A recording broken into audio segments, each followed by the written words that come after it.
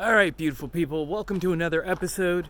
In this episode, we are going to be installing the hatches, and we're going to be doing some giveaways. We've got some merch coming out, and we're going to be doing some giveaways. I will talk more about the giveaways at the end of the video, so please stick around. I will see you guys then. Enjoy. The thing we're going to be installing today are the hatches. These kayaks are designed for long-distance travel. And one of the really cool parts about them is that they have separate cargo areas in the back and front of the boat. I'm going to use tape and this template to mark out where the front porthole is going to go. First, I'm going to use the stitch marks on the side of the boat to locate the bulkhead, which is about here. So piece of tape on the deck where I think the bulkhead is, which is about there.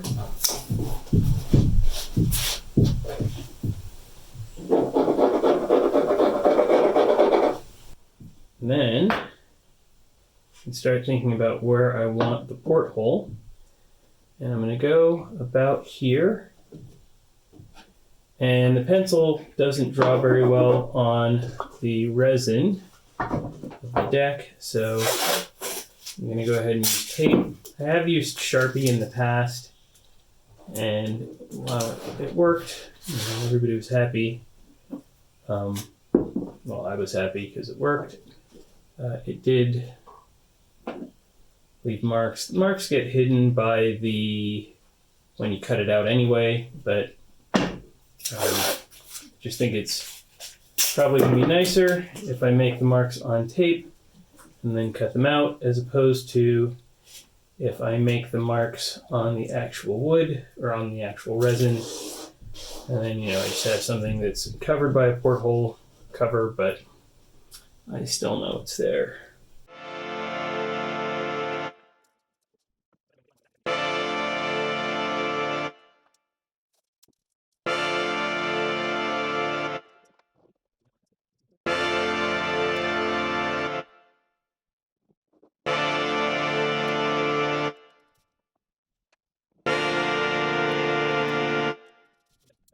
So before you comment about how I'm using the wrong tool for the job, I know this is the wrong tool for the job. So instead of commenting about how this is the wrong tool for the job, I want you to comment about what tool you would use instead to do what I'm about to do.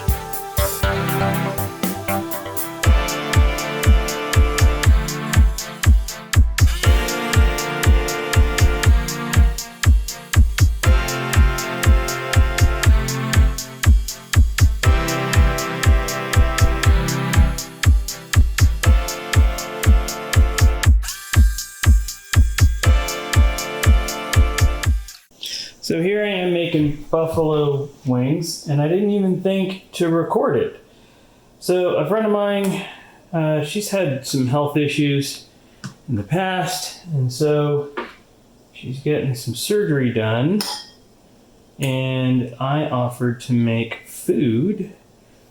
And so I know that, she's got a couple kids and her mom, so I figured I would make some food and bring it over and drop it off. And so I'm going to drop this food off tomorrow. So what's on the menu is salad, which I actually already made, did not film. chicken wings, spring rolls, steak, and mashed potatoes. Now, I haven't made mashed potatoes in years. Well, that's not true. I've made mashed potatoes out of a kit more recently than that. Like, not a kit, but like I've not even made them. I've just heated them up, like the ones that come in the thing.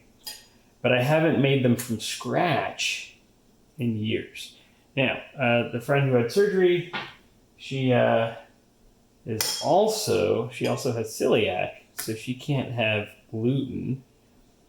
So, I don't know if this is the case or not, and I'm sure if I looked into it carefully enough. Oh, and I'm also making nachos, and that I will definitely film because I make some bomb-ass nachos. All right, so we got our wings.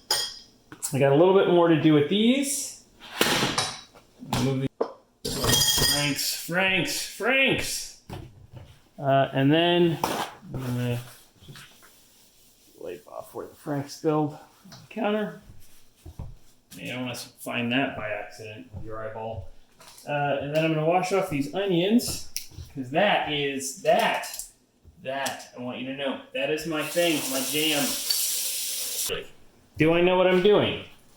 The answer to that question is not really. What are you doing, you ask? This person just had surgery and you're making wings and nachos and mashed potatoes and steak and salad. And the answer is I'm just making the things I know how to make. And when I called and said, or texted and said, are spicy foods okay? And she said yes. When I make wings, I garnish them with sliced onions. I got this ahi tuna poke kit. I don't know if that's how you pronounce it. And I'm going to mix this in kind of as the showpiece in the spring rolls for tomorrow. Sesame seed oil. That's what it smells like.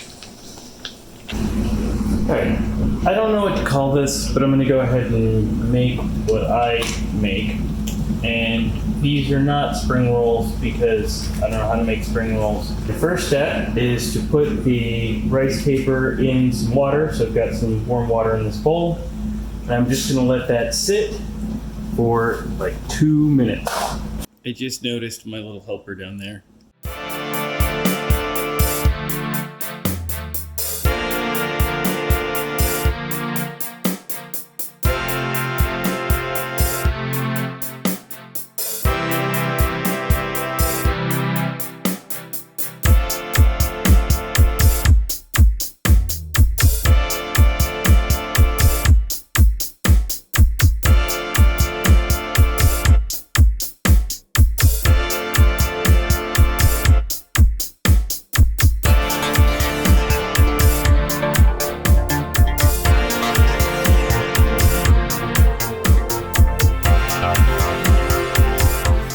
Last thing for the menu, I'm going to make my world famous nachos.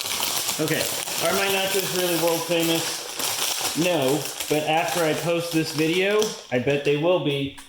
So, this video is sponsored by Tostitos Scoops, if you were wondering.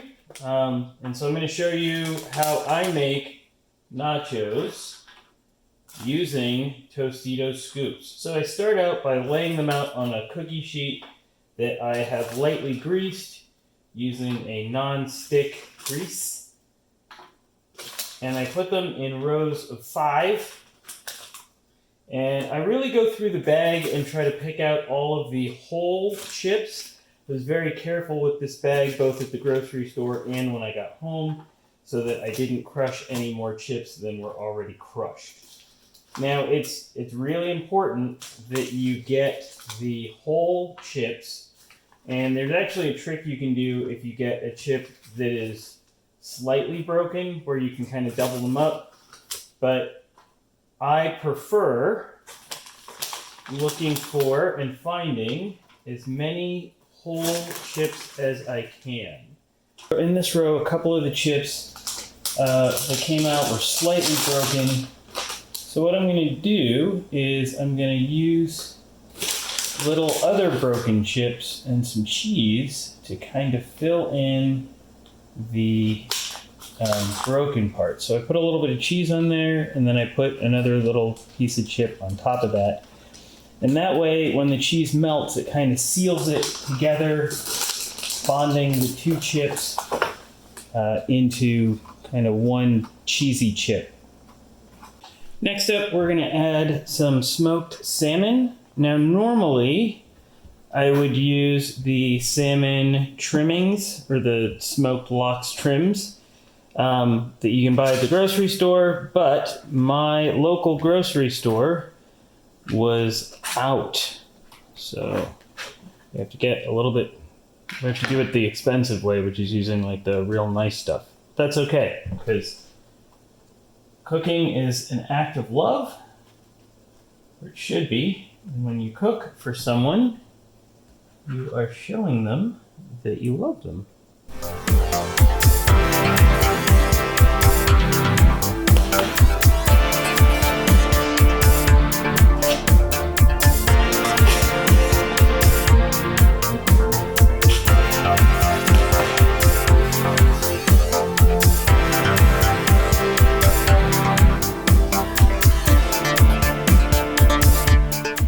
Next, we're going to add 1 small scoop of pico de gallo to each chip.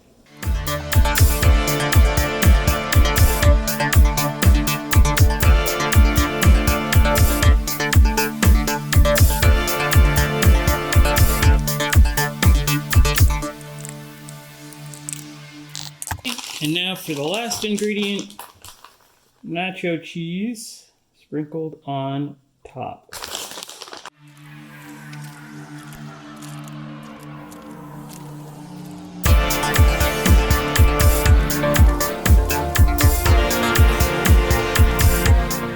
Now I will preheat the oven to 350 degrees and put this in there for 15 minutes. So for the nachos, here's the obligatory me eating a nacho shot.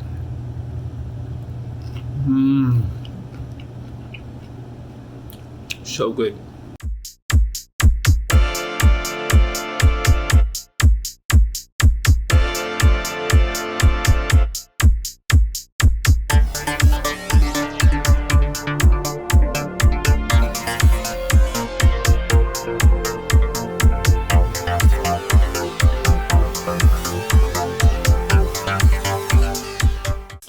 Now it's time for some stitches.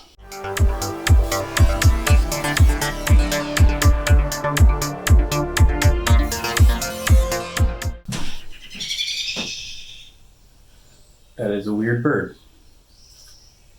Yesterday when I was recording building the hatch panel covers, the camera died, so you guys didn't get to see any of it, except for me stitching these. So I stitched them, and then I filled in the inside seam with resin, kind of a thick putty, and I spread it out on the sides, and then I glued the part of the boat that I cut out into the inside of the hatch panel cover.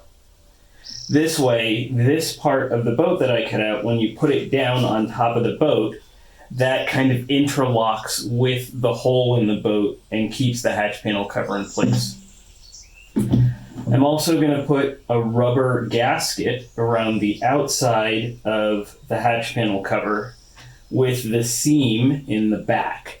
And that way, when water flows over the front of the boat, it'll hit up against a solid piece of rubber instead of hitting up against even a small gap. So very little water will be able to penetrate the hull through the hatch panel cover. The whole thing's going to be held down with elastic bungee cord so that it forms a tight seal around the inside of the boat. This way, I can open up the boat and pack for camping trips or things like that, and still close it up and keep water out when I'm not doing that.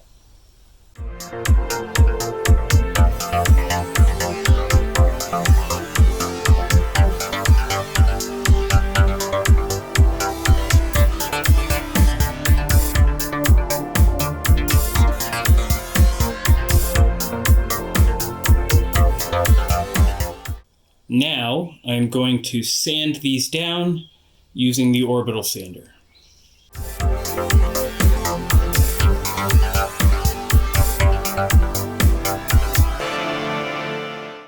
And there you have it. We have 2 hatch panels that are all sanded and prepped for fiberglass.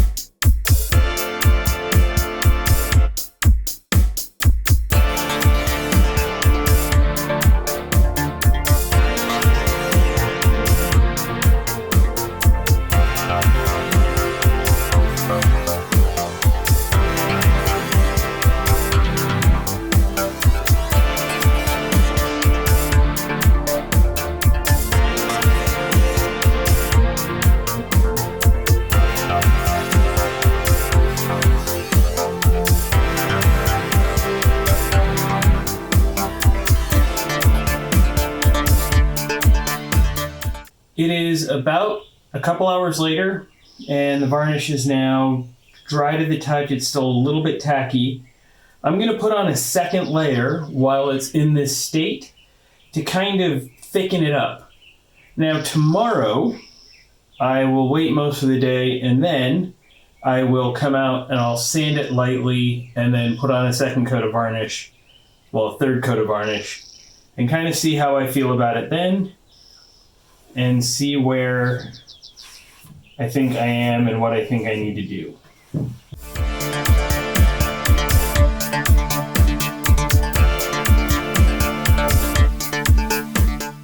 This kayak has 2 storage compartments that are pretty well sealed off, except for the fact that I cut a big hole in the top. So what I'm going to do is I need to seal these 2 hatch panel covers, which we made earlier. In order to do that, I have weather stripping, and it is D-shaped weather stripping that goes around windows. It's rubber, and it comes in 2 strips that are bound together. So I'm going to separate out those strips, and I'm going to attach one of them to the outside of this hole and the other one to the outside of this panel.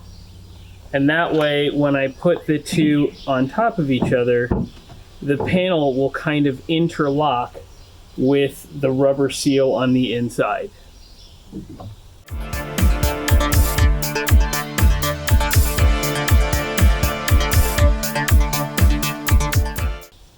This will give us a really nice tight seal around the hatches and will keep water from penetrating inside of the boat. So that way, if we do end up, upside down, we'll be able to either get out of the boat and flip it back over or roll the boat without too much water getting into the hatches. All right, you guys, we are getting closer and closer to finishing that kayak every video. So here's the deal. The first 5 people who comment on this video, I am going to be reaching out to you guys to send you a Naked Kayak sticker, and I will be entering the first 10 people who comment on this video. What I'm going to do is I'm going to give one of those 10 people a t-shirt. You know what? 2 of those 10 people are going to get Naked Kayak t-shirts. Alright, you guys, go ahead and comment below and enter to win a t-shirt, and the first 5 comments get stickers. Alright, you guys, I will see you guys in the next episode.